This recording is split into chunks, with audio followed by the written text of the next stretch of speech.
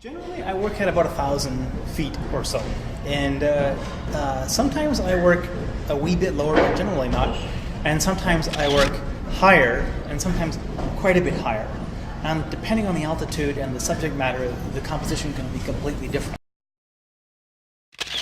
2 years ago, we had the big winter with all the massive amounts of snow. Remember when the snowbanks were everywhere?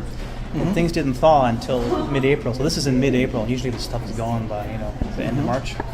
And the unique thing about it is that it was breaking up in these longitudinal sequences that were more or less parallel to the shoreline. And ice does different things in different years, depending on the temperature, depending on God knows what. And but just to have it break up in these essentially symmetric patterns. And so what I did is I sort of snapped shots rapidly in sequence, and then created the illusion of a sequence of a time lapse. When spring comes, try to get in the air as much as I can, because there's so much happening in the transition. This happens at all the transitional times of the season. So in the fall, when we get the leaves coming off in particular, and the bright orange is nice too, but once the leaves are off and there's only a little bit left or what, that often makes for really neat photography.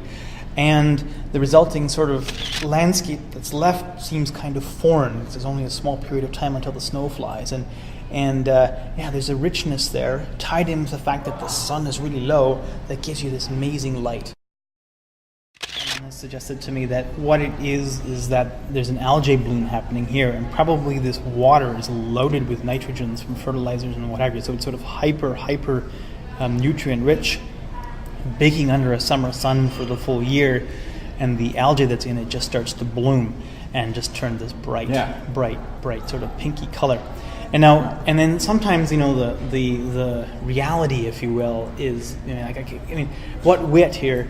Put a yellow boom onto it, and then to really add accent, put these turquoise barrels on it.